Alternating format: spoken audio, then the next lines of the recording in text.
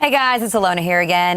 Let's talk about unemployment, shall we? It's no secret that we've got an unemployment crisis here in this country.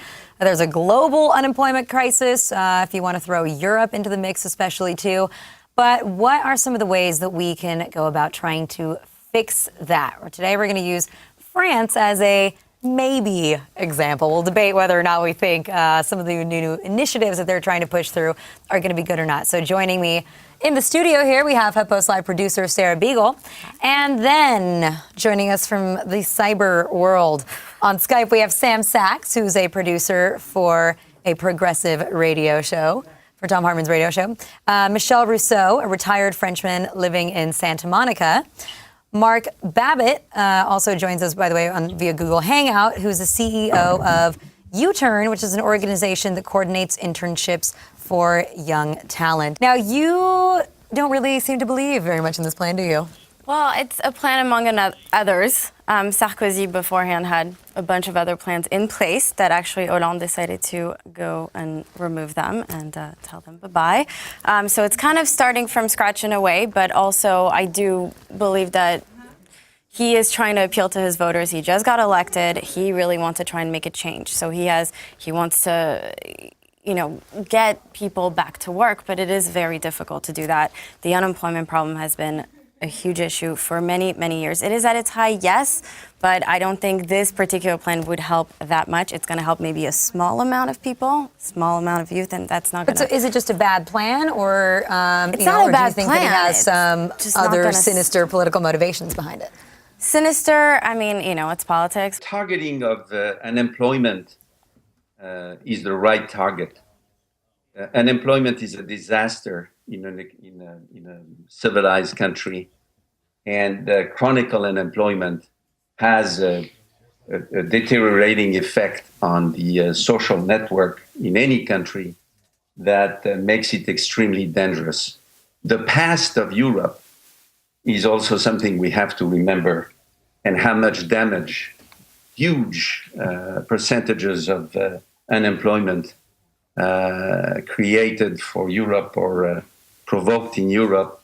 Let's remember the arrival of the Nazis and the fascists and all sorts of movements that fed on the disaster and the levels of unemployment of the Great Crisis of 1929. Germany had this program called the Kurzarbeit program, which is basically the short week program, which they put in place when the economy went into a tailspin a few years ago. And that basically encouraged employers not to lay off employees, except just cut their hours back. And if they cut their hours back, the government will step in and supplement those incomes. So what you do is you keep people on the job and you keep money in their pockets to spend money, to stimulate demand. Germany has an unemployment rate right now of 5.4%, which is about half of what the Eurozone unemployment rate is, and we'd probably in the United States be really happy with a 5.4% unemployment rate. The point is, government does have a role in creating jobs. It does create jobs, and it can put in place policies that encourage the private sector to create jobs. And the United States has a long history of doing that. We've dealt with debt problems before. After World War II, we had massive debt.